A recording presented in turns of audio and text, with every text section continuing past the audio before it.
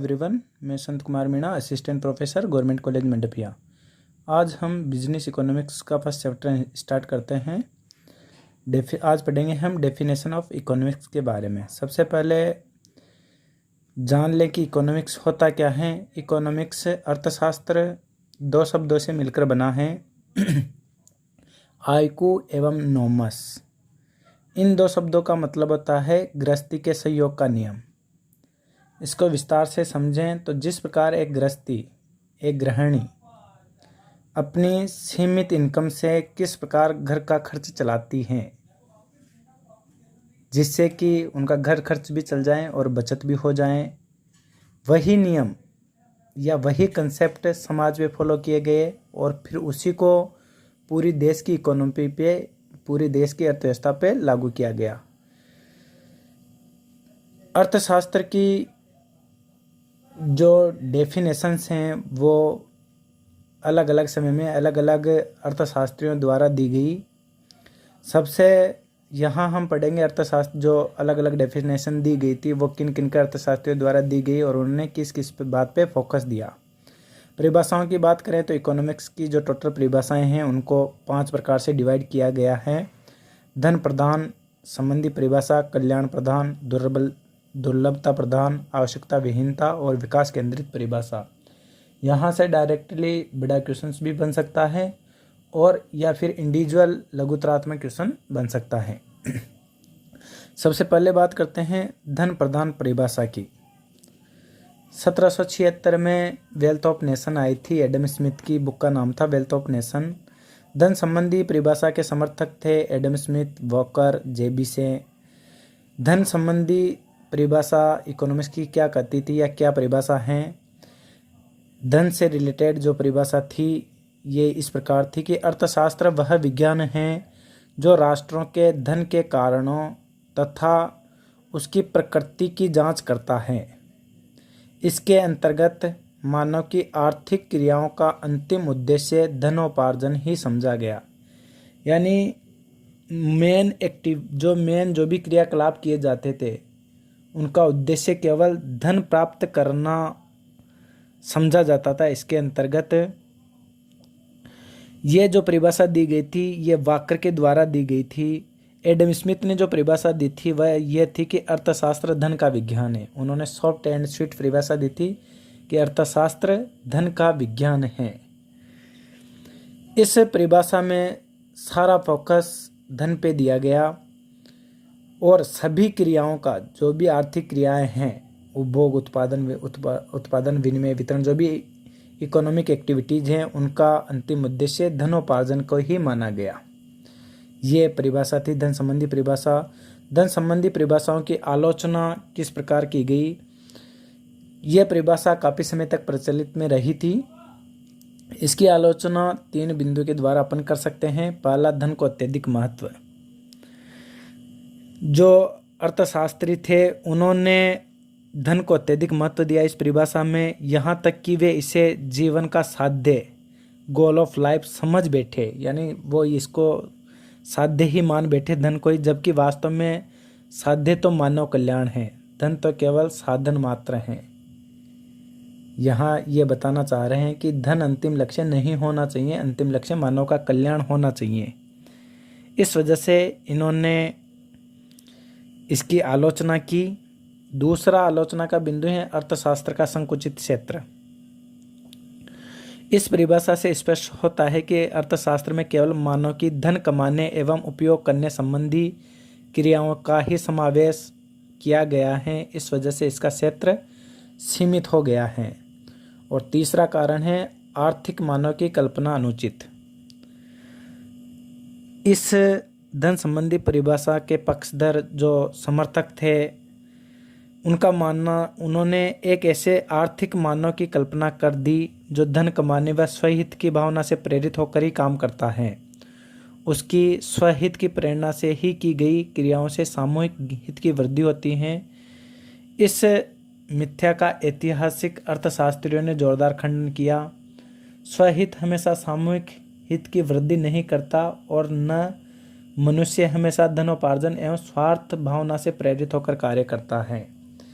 इन्होंने क्या कहा, धन जो धन संबंधी परिभाषा दी थी, इन्होंने यह बताया कि मनुष्य केवल धन कमाने की लालसा से प्रेरित होकर ही कार्य करता है। इस बात का इन्होंने खंडन किया। जो आगे अर्थशास्त्री आए उन्होंने तो इन आधारों पे इस परिभाषा, जो धन संबंधी परिभाषा दी गई थी, मुख्यतः एडम स्मिथ का नाम इसके साथ लिया जाता है, इस प्रकार इनकी आलोचना की जा सकती है इन बिंदुओं के आधार पर इस परिभाषा की। दूसरी परिभाषा है कल्याणवादी परिभाषा। इसके समर्थक Marshall, Pigou, Ely Cannan. Pigou ने कल्याण को दो भागों में बांटा था, आर्थिक कल्याण और गैर आर्थिक कल्याण। आर्थिक कल्याण यानी ऐसा कल्याण जिसको मॉनेटरी टर्म्स में मेजरमेंट किया जा सके, और गैर आर्थिक कल्याण जिसको मॉनेटरी टर्म्स में मेजरमेंट नहीं किया जा सके। इकोनॉमिक्स में ओनली आर्थिक कल्याण की बात की जाती है। कल्याणवादी जो परिभाषा दी गई थी मार्शल के अकॉर्डिंग है यह परिभाषा जो यहाँ लिखी हुई है।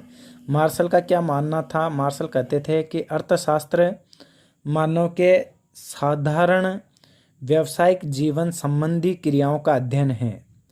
यह व्यक्तिगत तथा सामाजिक कार्यों के उस भाग की जांच करता है जिसका कल्याण के भौतिक साधनों की प्राप्ति तथा उपयोग से घनिष्ठ संबंध होता है। ये डेफिनेशन मार्शल ने दी थी।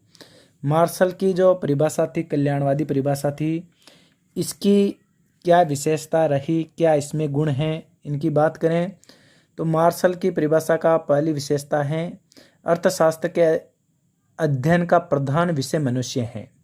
जबकि धन संबंधी जो परिभाषा दी गई थी एडम स्मिथ या वाकर द्वारा, उसका प्रधान विषय धन था। यहाँ मनुष्य को इन्होंने मेजर विषय माना है। दूसरी विशेषता है सामाजिक, सामान्य एवं वास्तविक मनुष्य के रूप में अध्ययन। धन संबंधी परिभाषा में एडम स्मिथ ने, वाकर ने आर्थिक मनुष्य की कल्पना की थी, जबकि मार्शल ने बताया कि अर्थशास्त्र में सभी प्रकार के मनुष्यों की क्रियाओं का अध्ययन किया जाता है। इसमें केवल सामाजिक, सामान्य और वास्तविक मनुष्यों का ही अध्ययन किया जाता है। मार्शल ये कहते हैं, मार्शल ने यह कहा कि जो मनुष्य हैं, इनका जो मेन विषय था, इन्होंने मेन फोकस मनुष्य पे दिया, प्रधान विषय मनुष्य हैं। और मनुष्य को इन्होंने 3 भागों में डिवाइड किया कि मनुष्य, अर्थशास्त्र में सभी प्रकार के मनुष्य की क्रियाओं का अध्ययन नहीं किया जाता। इसमें केवल 3 डिवाइड बनाए गए, 3 कैटेगरी बनाए गए, जैसे इनमें केवल सामाजिक, सामान्य और वास्तविक मनुष्यों का ही अध्ययन किया जाता है। स्पष्ट है कि एकांतवादी, साधु, सन्यासी, असामान्य मनुष्यों को इसमें शामिल नहीं किया गया। ये 3 कैटेगरी बनाई गई है, सामाजिक, सामान्य एवं वास्तविक मनुष्य। इससे तात्पर्य है या इसमें ये शामिल हैं, इसमें ये शामिल नहीं है सन्यासी, असामान्य व्यक्ति, साधु हुआ, एकांत में रहने वाला व्यक्ति हुआ, ये इसमें शामिल नहीं है। जबकि धन संबंधी परिभाषा में इनको भी शामिल कर लिया गया था। मार्शल ये कहता है कि मनुष्य की डेफिनेशन में केवल सामाजिक, सामान्य और वास्तविक मनुष्य ही होना चाहिए, साधु वगैरह को इनको बाहर रखना चाहिए। तीसरी विशेषता है साधारण व्यावसायिक क्रियाओं का अध्ययन। मानवीय क्रियाओं के कई पहलू होते हैं, राजनीतिक, सामाजिक, नैतिक, धार्मिक, सांस्कृतिक। अर्थशास्त्र मानव जीवन के सभी वस्तुओं का अध्ययन नहीं करता, बल्कि केवल आर्थिक पहलुओं का ही अध्ययन करता है। आर्थिक पहलुओं के अंतर्गत मनुष्य के उत्पादन, उपभोग, विनिमय, वितरण, राजस्व आदि से संबंधित आर्थिक क्रियाएं आती हैं। इस प्रकार मार्शल ने अर्थशास्त्र की विषय सामग्री व क्षेत्र को स्पष्ट कर दिया है। और चौथी विशेषता है मानव के भौतिक कल्याण का अध्ययन। मार्शल के अनुसार मानव की आर्थिक क्रियाओं का अंतिम उद्देश्य मनुष्य का भौतिक कल्याण करना है। अतः अर्थशास्त्र में मानव कल्याण के उस भाग का अध्ययन होता है जो भौतिक साधनों से प्राप्त होता है। इस प्रकार की विचारधारा से कल्याणकारी अर्थव्यवस्था का आधार तैयार हुआ। ये मार्शल की परिभाषा की विशेषताएं हैं। आलोचना की बात करें तो मार्शल की परिभाषा की भी आलोचनाएं की गई। आलोचनाओं में बिंदु गिनाए पहला बिंदु, अर्थशास्त्र मानव विज्ञान है, केवल सामाजिक विज्ञान नहीं। मार्शल और उसके समर्थकों ने अर्थशास्त्र को सामाजिक विज्ञान माना, जबकि रॉबिन्स ने बताया कि अर्थशास्त्र मानव विज्ञान भी है। मानव विज्ञान के रूप में अर्थशास्त्र सामाजिक व्यक्ति तथा जो साधु सभी व्यक्तियों का अध्ययन है, क्योंकि कीमत का सिद्धांत, सीमांत उपयोगिता सिद्धांत, मांग पूर्ति के जो आधारभूत सिद्धांत वो भी साधु सन्यासियों पे भी उतने ही लागू होते हैं जितने कि नॉर्मल व्यक्ति पे लागू होते हैं। इस वजह से रॉबिन्स कहते हैं कि अर्थशास्त्र मानव विज्ञान ह्यूमन साइंस है, ह्यूमन साइंस है, मानव विज्ञान है, केवल सामाजिक विज्ञान नहीं। दूसरी इसकी आलोचना गिनाई मार्शल की परिभाषा श्रेणी विभाजक है, विश्लेषणात्मक नहीं। उन्होंने बताया कि रॉबिन्स ने या जिन्होंने इसकी आलोचना की उन्होंने बताया कि मार्शल ने मानवीय क्रियाओं को कई भागों में डिवाइड कर दिया, कई श्रेणियों में विभाजित कर दिया, जैसे भौतिक अभौतिक, सामान्य असामान्य, सामाजिक असामाजिक, कल्याणकारी व अकल्याणकारी, आधुनिक, अनेक श्रेणियों में विभाजन कर दिया गया जिनमें भेद करना कठिन है और आपस में इनमें विश्लेषण नहीं किया जा सकता। ये आलोचना भी उन्होंने गिनाई। उन्होंने ये बताया कि परिभाषा जो दी है ये श्रेणियों में डिवाइडेशन किया गया है, विश्लेषणात्मक परिभाषा नहीं है। तीसरा इन्होंने बताया आलोचना के रूप में कि अर्थशास्त्र का क्षेत्र को संकुचित कर दिया गया है। मार्शल तथा इसके समर्थक अर्थशास्त्रियों ने मानवीय क्रियाओं को वर्गीकृत कर यानी विभिन्न श्रेणियों में डिवाइडेशन करके अर्थशास्त्र के क्षेत्र को समुचित कर दिया गया है।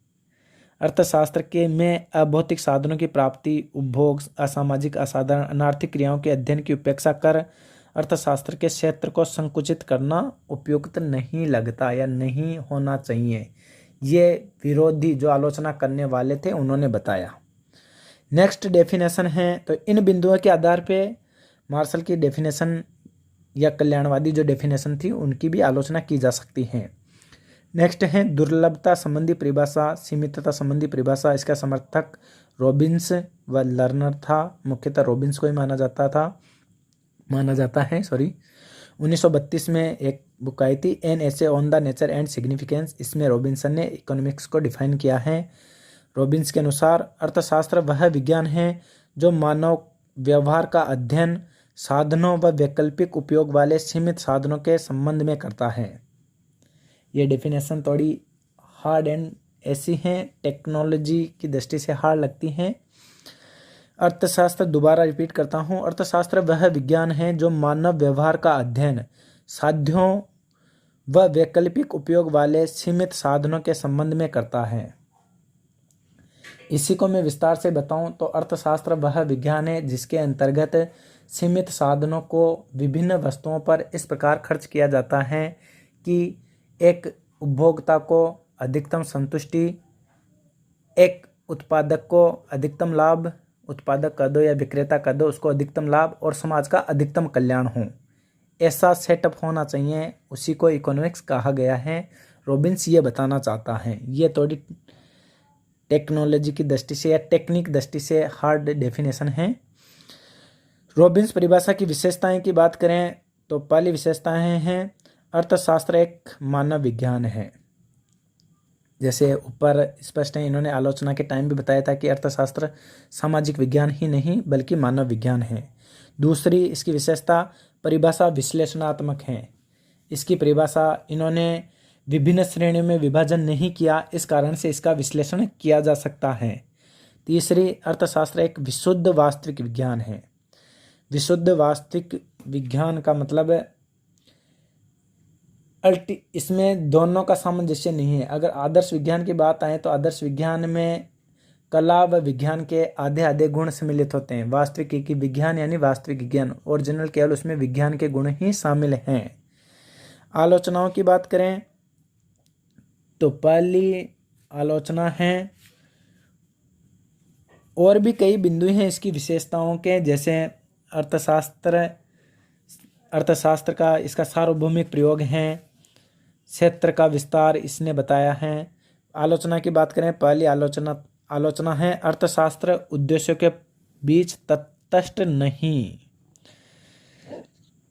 रॉबिन्स अर्थशास्त्र को उद्देश्यों के बीच तटस्थ मानता है, परंतु आलोचना करने वाले कहते हैं, जो आलोचना के पक्ष में अर्थशास्त्री हैं, उनका मानना है कि अर्थशास्त्र उद्देश्य के प्रति तटस्थ नहीं रह सकता। आधुनिक युग में आर्थिक नियोजन एवं कल्याणकारी क्रियाओं की प्रवृत्ति अधिक प्रबल है। ऐसी स्थिति में अर्थशास्त्री को अच्छे बुरे का विश्लेषण कर क्या होना चाहिए का मार्गदर्शन करना ही पड़ता है। दो तरीके की स्थिति हैं, आदर्श स्थिति और वास्तविक स्थिति। आदर्श स्थिति बताती हैं कि क्या है, वर्तमान कंडीशंस को बताती हैं आदर्श स्थिति क्या है, जबकि वास्तविक स्थिति बताती हैं कि एक्चुअल में क्या होना चाहिए। उसमें मूल्य डिसीजन सुनाया जाता है। इस वजह से इन अर्थशास्त्रियों का ये मानना है कि अल्टीमेटली विश्लेषण करके ये ऐसा होना चाहिए, विश्लेषण करके इस रिजल्ट पे पहुँचे कि क्या होना चाहिए, बेस्ट कौन हो सकता है, ये नहीं कि हाँ ये हो सकता है। आदर्श विज्ञान और वास्तविक विज्ञान में यही अंतर है। आदर्श विज्ञान में तो वर्तमान स्थिति को बताता है कि क्या है, जबकि वास्तविक विज्ञान बताता है कि क्या होना चाहिए। वैल्यू डिसीजन उसमें सुनाया जाता है। दूसरा, इसकी आलोचना है अर्थशास्त्र के क्षेत्र को अति व्यापक बना दिया, यानी अर्थशास्त्र के क्षेत्र को इन्होंने काफ़ी विस्तृत कर दिया। इसमें मानव की सभी क्रियाओं के चयनात्मक पहलू को अर्थशास्त्र की विषय सामग्री माना है रॉबिन्स ने।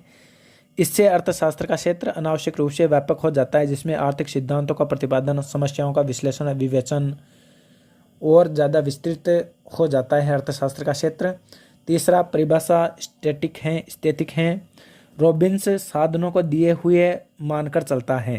रॉबिन्स साध्यों को दिए हुए मानकर चलता है और उन दिए हुए साध्यों को साधनों से मेल बैठाया जाता है, जबकि व्यवहारिक जीवन में साध्यों में सामाजिक, आर्थिक, राजनीतिक, धार्मिक परिवर्तनों के साथ साथ परिवर्तन होता रहता है। यानी रॉबिन्स की परिभाषा गतिशील नहीं है। उन्होंने एक फिक्स परिभाषा दे दी, स्टैटिक परिभाषा, यानी परिवर्तनशील परिभाषा नहीं मानी गई है।